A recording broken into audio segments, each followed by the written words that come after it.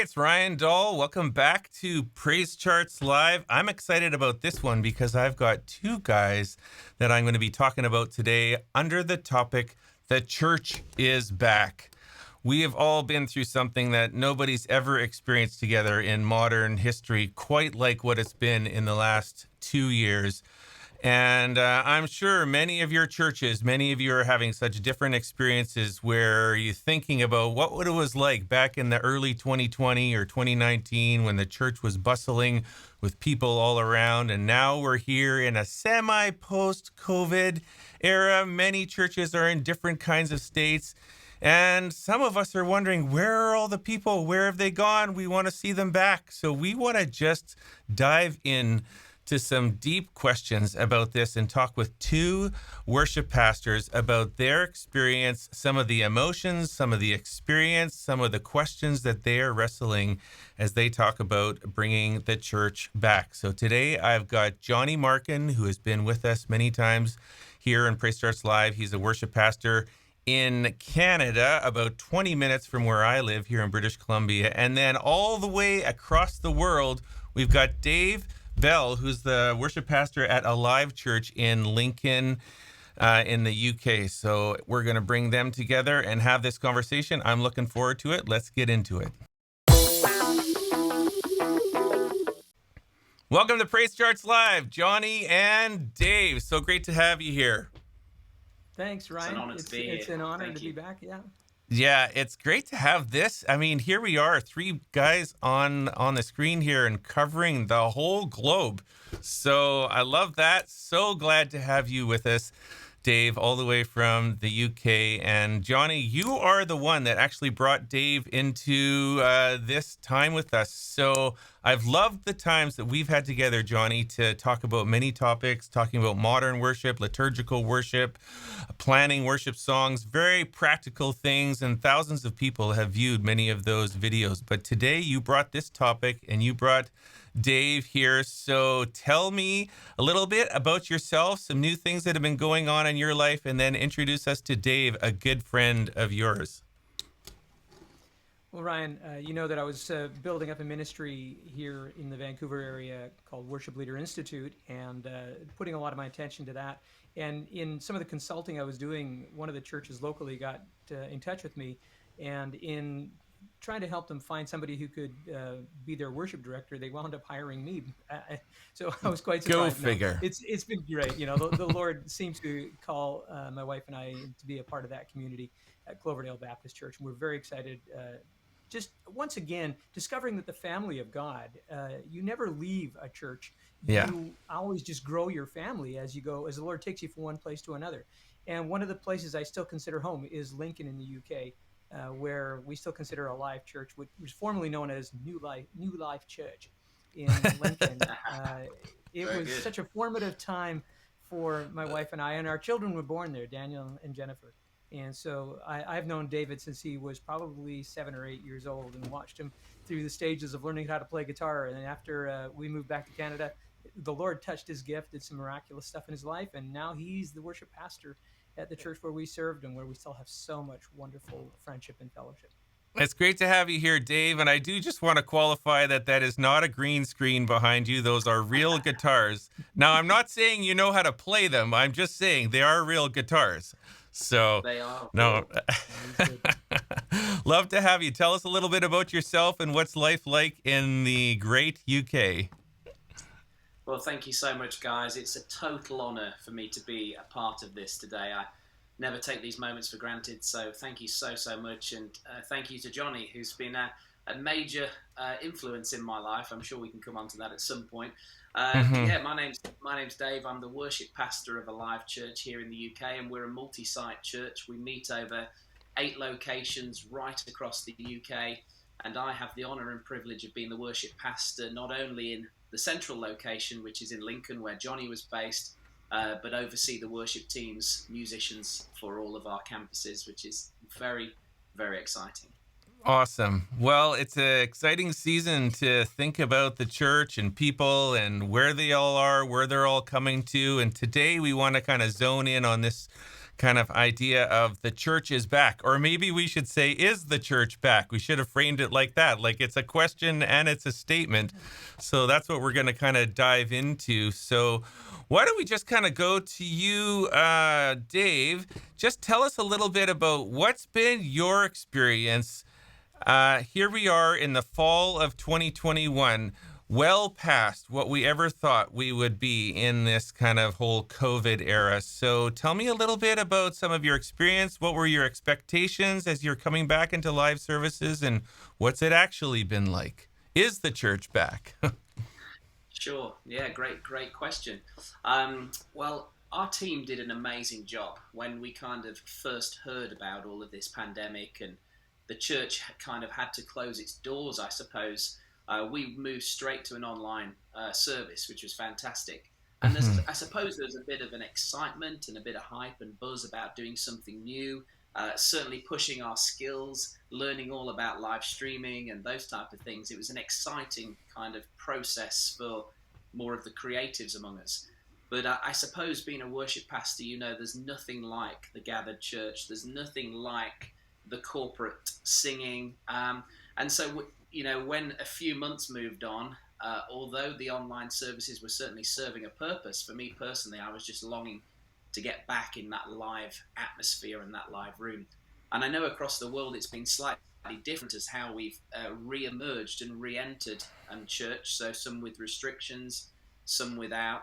But we're now in a position where we're pretty much back open, which is exciting. But I was just sharing with you a little bit before, I suppose, the anticipation of that day when we could finally, I suppose, be unmasked, gather as the church together and sing with one voice, turn up the volume. I was kind of expecting that the church would be kind of, crowded, bustling at the seams. But it's a little bit different than that here in the UK. And we probably have about 60% of our kind of pre-pandemic congregation that have joined back with us for our live services. So that's where we're at the moment. And how does that feel to you as a worship field? Do you feel like disappointment? Do you feel, I don't know, sad, angry? What is like the emotion that someone who is so invested in making these services come together and you show up on stage and, I don't know, it's a little sparse out there. So how does that feel? Yeah, well, it's been an amazing experience for me personally, and I kind of feel like moments of crisis are really the breeding ground for creativity. So actually, it's gone from me in my little studio here, just doing online worship services where we do kind of some extended moments of worship. And to be honest, I'm going to look back at these days with incredibly fond memories. I was talking to Johnny about it. It's just me and my guitar in this little studio. I don't really know how people are connecting on the other end. Are they singing along? Are they worshiping? But it was a beautiful moment for me and God just to strip away all of the distractions. I wasn't worried about what the band were doing. I wasn't worried whether the lyrics were going to come up on the screen at the right time. I didn't have to tell the sound engineer to change anything. I had this kind of beautiful moment where I'm by myself with God, and it was a great time for me to hone my gift and to practice.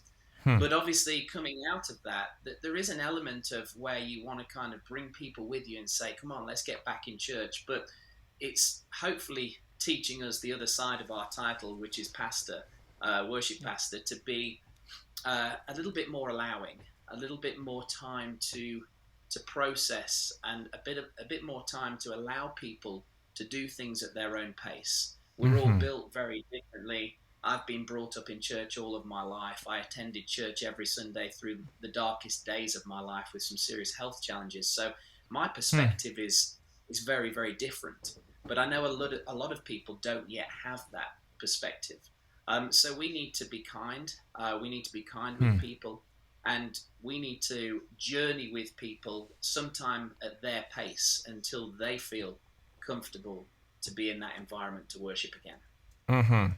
That's such a great perspective to have, to look at the season that we're in and go, I mean, this is what is real. So I have to be creative and pastoral in the season that's here. I can't just be complaining about it every day. This is what is. So what can I do with what's in front of me? So Johnny, why don't you tell me a little bit about your world? You're in a different church, a thriving church. I mean, I drive by it many times. I've seen they've done massive renovations, rebuilt a whole new facility. There's got to be have been growth there. They've hired you, a legendary worship pastor.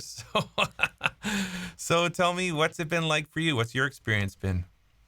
Well, my experience at Cloverdale mirrors some of the experience that I'm gleaning from a lot of the colleagues and contacts I have, both regionally and even globally, as you get on forums on Facebook or wherever. That there are a number of reasons why we're not seeing people come back. Some of that is comfort based. Some people just they do church as a personal growth. They don't really lean into the idea that the church body being together, we minister to one another. We engage with all the one another's of the New Testament that we're commanded to do. So it's a little bit consumeristic that some of the churches that I've spoken with are dealing with.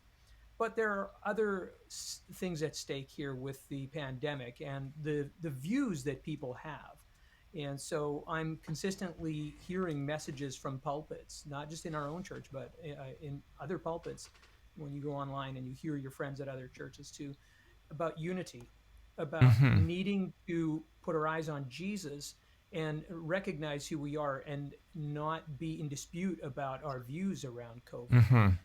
And they are diverse. And we're the body of Christ, and yet people have, well, there's been angry outbursts that you can point to, and yet, you hear Paul and you hear Jesus talking about reconciliation in the New Testament and loving and preferring one another. And there has to be that pastoral sense that David spoke about, that we need to pastor our people through this. So we're seeing about half of the congregation in person. With that also, many pointing out how many new individuals and families we are seeing coming weekly into the in-person campus. And I don't know whether God has just taken a season to move his saints around, bringing others maybe who were not walking in the faith and had lapsed, and the online services reconnected them again. Right. God has his purposes in all these things. And I just think it's an amazing thing when even two or three are gathered, as Jesus talked about. And you have that sense that we are together. The Holy Spirit has brought us together. We are the called out ones, the ecclesia. And it's a beautiful thing when we lift our voices in praise together. Yeah, I really like your focus, about unity, and let's just talk about that a little bit. I was thinking that this isn't the first pandemic that the world has ever experienced, but one of the things that's unique is it's probably the first pandemic where the opinions of everybody are so public and private and interpersonal all at the same time. Back in 1919 or whenever that, early 20th century pandemic was on, whatever opinions that people had were basically around their physical community. But nowadays, you're kind of like living aware of what people think, what they've done. You've seen pictures, and I'm talking obviously about social media, and just like the presence of knowing that I'm around people that don't think like me, don't, they are, and we're quite solid and firm in, our outlook on this. So we've got to pastor through this. So Dave, what's that feel like, being a pastor with people in a community where everybody is aware of the stark differences that kind of like hover around us all? Yeah, it's such an interesting time, isn't it, when we have the wonderful tool of social media that also isn't very helpful at the same time. And I've considered whether I need to actually be on there, just because half of the time it robs you of your joy, and it robs you of the task at hand, what you're supposed to be doing. I think my dad's the senior pastor of the church, and I've always thought, would he want me to kind of take on being the senior pastor, kind of role. And I've always said I wouldn't do it because A, I've seen what they have to go through as pastors, and B, I'm not very pastoral. So I think that this whole process, actually, being a worship pastor, is trying to help me hopefully lead people in a much mature way, when sometimes I'd be, I suppose, very defensive and very quick to give an answer. It's allowed me to listen a little bit more, still stand incredibly firm in what I believe and what I believe to be true, and lead strong. But I think the social media element to things, I'm just really trying to bring a culture, certainly within our worship teams, that is a culture of family. It's a culture of everybody's for each other. When you leave the room, your name is safe. That's the culture that we want to build. And I'm hoping that that's going to spill out into some of these online platforms that people have when they want to share views and they want to discuss and debate. So, yeah, for me, it's a little bit of an interesting one when we go into this with so many opinions and so many things going on. But as long as I stay true to what I believe, I lead strong, but I lead with a pastor's kind of approach and perspective. I'm hoping that people will still follow and everybody will be friends at the end of it. Mm-hmm. I do agree that this is it's an opportunity to really shepherd people towards a deep level of maturity, like social maturity. You don't really know you're that mature if you're just around people that all agree with you.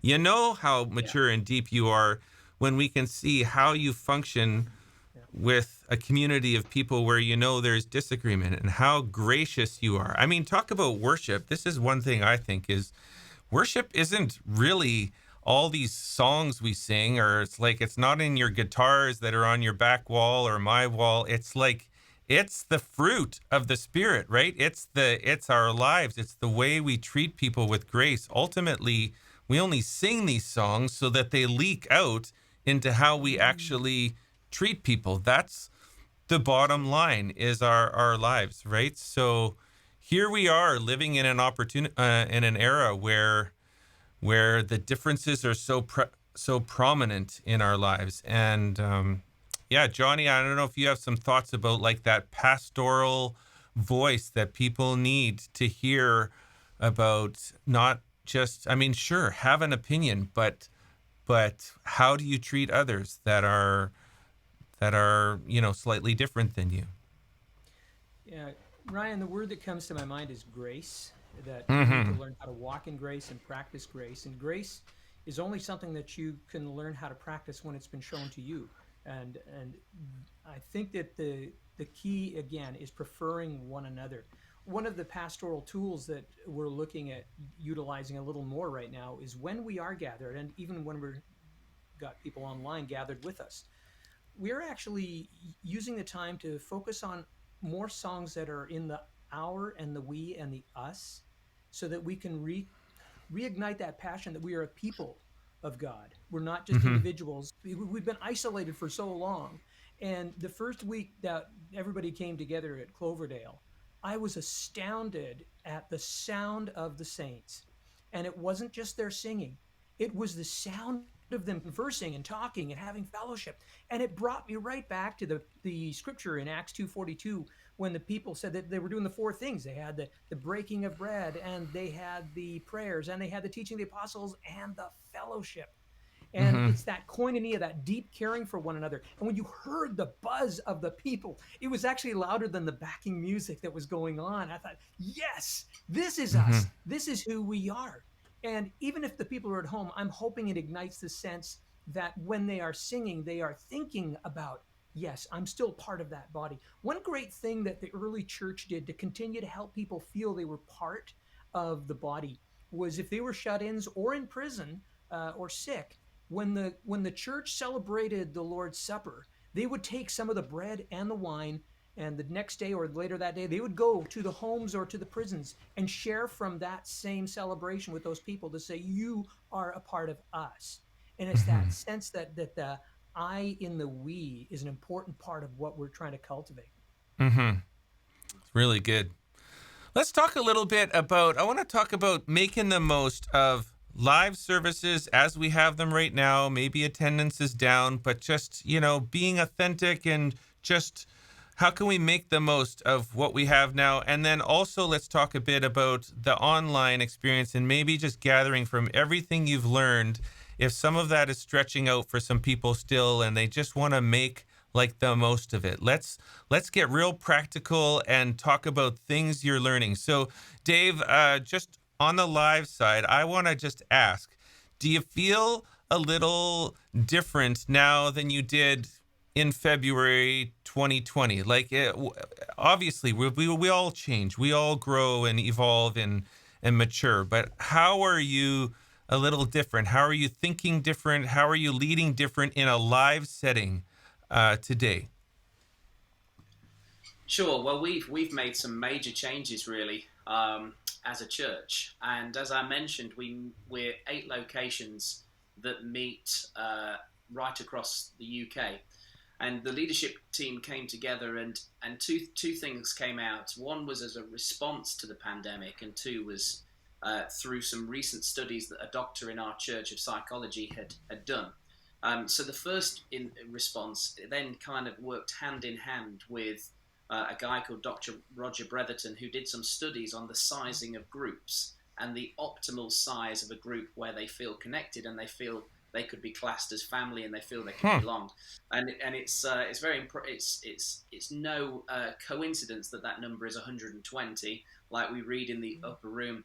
And so apparently, according to this major psychology, is that the optimum group for where people feel a sense of belonging and feel a sense of community and doing life together is 120.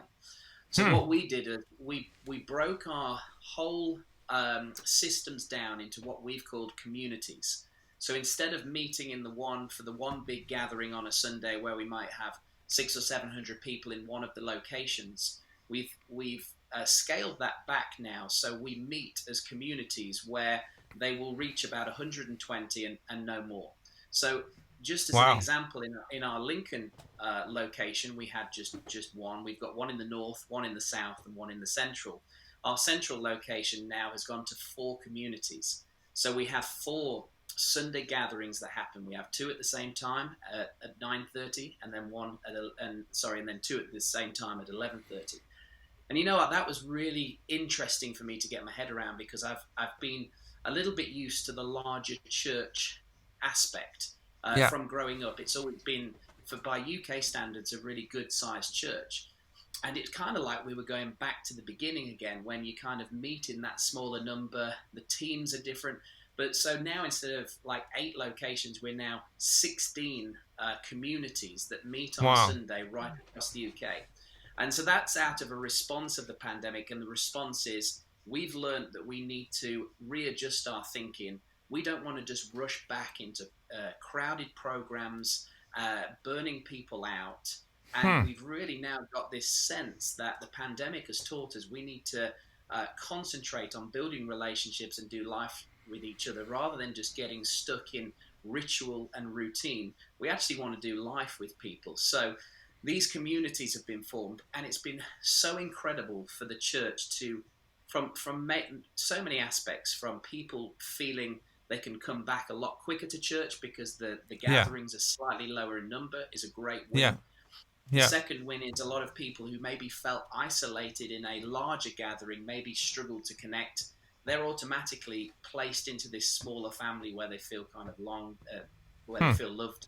But it's been a great thing for our teams. So we've not only raised leaders of these communities, but our worship teams. Now I have 16 worship teams that are playing on a Sunday across our campuses and our communities. And we're giving opportunity to people that may never have had that opportunity in a larger context. We've got guys and girls from across the spectrum of worship leading worship every Sunday. So that's been a major thing for us to pioneer, really, in terms of these communities. And then once a month we meet back for what we call a One Church Sunday, where the communities gather together. There's that big corporate gathering, big worship, word, the whole lot. So it's been a fun journey, but I think it's a great decision. And it's just allowing so many of our musicians, so many of our singers, our vocalists, to step up to the next level and be given opportunity week in, week out, when they may not have had that in the Yeah. crowd.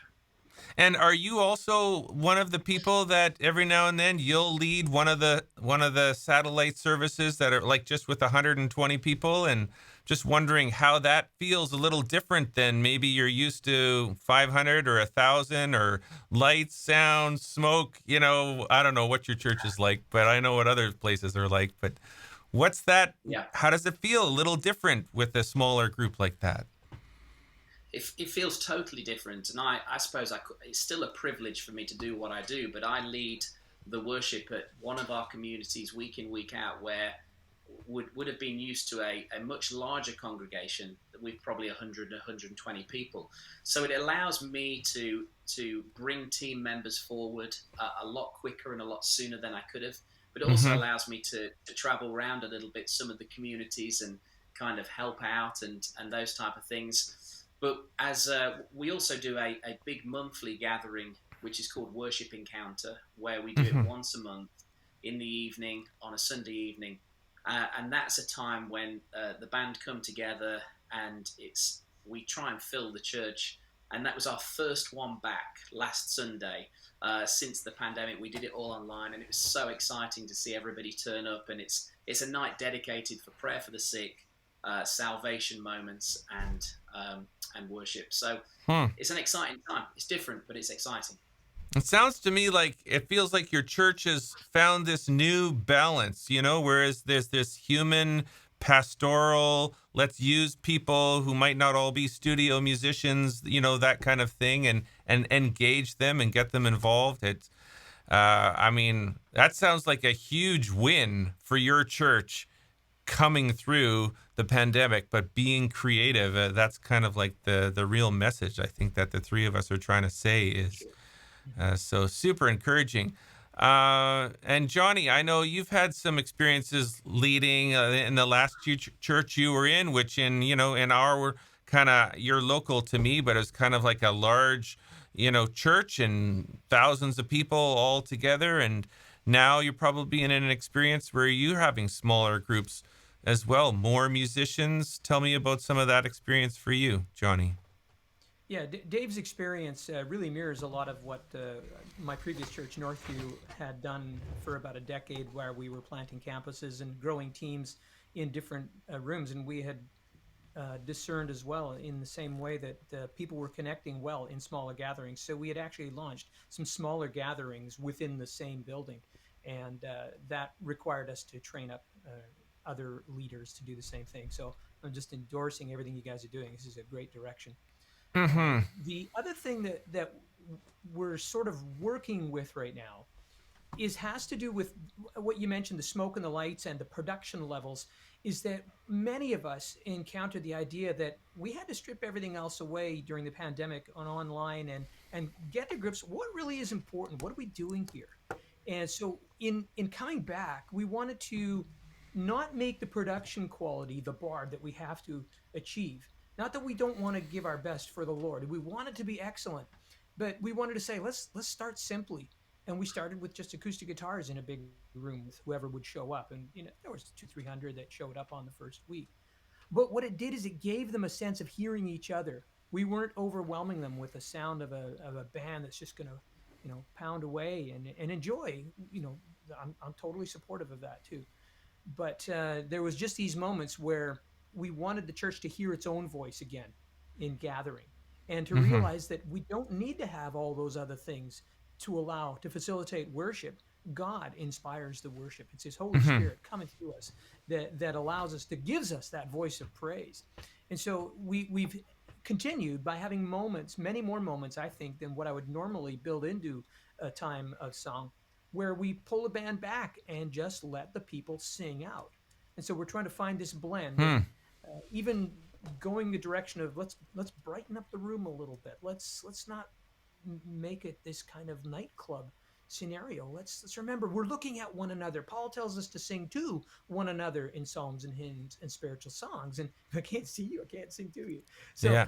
we need to remember once again, as I've been challenged, that our praise is vertical, but our worship is also relational between God and his Yeah. people and the one another's of the people of God. And that's where I think we're learning big time that we've got to facilitate those things. Yeah, it's been really good. This is so good. I feel like I'm definitely talking to two worship pastors. I know both of you are tremendous musicians. Well, actually, Dave, I've just heard that you're a good musician, and I can see you have guitars, but I've never actually heard you play. But I'm assuming. But it's the pastoral element that really is kind of coming through here, and this is what people need as we're coming through a season like we're in. So I'm going to kind of draw us to a close here. I feel like this has been so practical, personal. It's great to hear your stories. I want to give you both just one last chance. Imagine that as you're looking into your camera or your laptop or your webcam or whatever it is, and speaking to worship pastors who are feeling discouraged or just trying to get through the next couple of months. Do you want to just talk to them directly and give them like your heart, your encouragement? Dave, I'll just kind of start with you. What's your heart saying to these guys who are trying to press through, trying to stay encouraged in this season? Yes, great. Probably preaching to myself a little bit, but Yeah. one of my whole life's message is the power of turning up. The simplicity of just showing up week in, week out is one of the most powerful things you can do. Pushing aside church politics, pushing aside the cultural pulls of we are the church, you don't need to be in the building, getting back to a little bit of our traditional thinking. My encouragement for everybody, guys and girls, would be there's power in turning up. We've run out of time here, but I feel qualified to say that at a bit of a younger age than Johnny, marginally younger than Johnny, because he's a very young man. Yes. But at the age of 16, I was diagnosed with cancer and underwent major surgeries and had months and months of intense chemotherapy and radiotherapy. And the reason I say that is because local church never became an option. It didn't become the optional extra. And I was in the worship team in the midst of the darkest moments of my life. And even though I'd lay in a hospital bed for 3 days while horrible stuff was put through my body, I made it a priority that I attended church worship practice. Even if I didn't feel like it, I would sit in a chair with a hat on to hide the fact I had no hair, and I would turn up to every single worship practice without fail, not because of I'm doing this out of compulsion or because my parents want me to, but in the Father's house is where healing happens, and you need to be in the room to experience it. And I made it a priority in my life at such a young age that if I can do that in the darkest moments of my life, I'm going to get into the routine when I'll be at church at every given opportunity. And so I would really encourage you from that story that I've shared, is that's the foundation for who I am today. And I'm a passionate believer in the local church. And so even if there's a bit of pressure to the left or to the right, I would encourage you right now, there's power in showing up. Don't despise the day of small things, because sometimes they do get big. And just keep turning up, give it your all, give it your best, and God will honor it. So good, Dave. I've just starting to attend a new church after coming through a rough period in my previous church through the pandemic. But this are my new pastors, who were my pastors before, but they're still my pastors. And one of the core values is we show up. That's just it. So it's like they're going to love that. And I'm going to tell them to listen to you share. I appreciate you sharing your story. I just actually dropped my mother-in-law off at chemotherapy literally an hour ago before coming to this interview. And, it's real stuff that people go through. Life is so fragile, and your story is super meaningful, very personal, and we can grab onto that. It's like if you can't remember anything, just show up, be there. I love it. So, Johnny, how about you? What word do you have for worship pastors as a word of encouragement? Yeah, David, when you're speaking about that time, I remember it so well, and it was moving me practically to tears here, just to remember and just give thanks that it's such a beautiful thing that God, He ministers to us whenever we're together. Hebrews 10:25 encourages us, don't forsake the gathering together, uh, even though it is difficult, even though we want to do our own thing. We're part of a people of God, and there is a purpose whenever we gather. God is forming us, and we're helping to form one another. First Peter 2:9 is quite something when it says that you're a chosen people, a royal priesthood, a holy nation, God's special possession, that you may declare the praises of him who called you out of darkness into his wonderful light. I love that passage because that's the calling on all of us as a people of God. Every believer, when we gather, we are the priesthood of all believers, as Martin Luther called us, and we are engaging in our worship. And the thing that I've been sharing with our worship leaders at the church, and as that I would say to worship leaders everywhere, is I know we're fatigued. I know that there's Yeah. been a lot that we've had to carry through, but don't be weary and well doing, as the scriptures encourage us. Because take a look at Revelations 4 and 5. Revelation 4 and 5 is a picture of worship in heaven. It's going on all the time. We don't have to invent worship. This is something that God is doing through us by the Holy Spirit. And at the heart of this, Hebrews 2:12, Jesus is the one leading us in the song of praise to the Father. So all we have to do is encourage our people, just join in that song of praise to the Father. And Jesus is our worship leader, and the Spirit is facilitating that. Don't do it in your own strength. Let God be your strength. Very good. Thank you so much, Johnny and Dave, for speaking to our hearts, and worship leaders, worship pastors, musicians out there that are listening to us. I hope you're feeling practically and pastorally encouraged today as we are looking for the light at the end of the tunnel in this season that we're all in together. And just remember to have your hearts full of grace. Remember that that's where the real heart of worship comes from, is like living out grace, especially towards those who might see the world a little different than you do. And if you're a pastor, just remember people need to be shepherded through this season. And so hopefully as you're listening to the stories of Johnny and David, you feel encouraged toward that direction. So this is Ryan Dahl and Johnny Markin and Dave Bell coming to you from PraiseCharts Live, and we'll see you next time.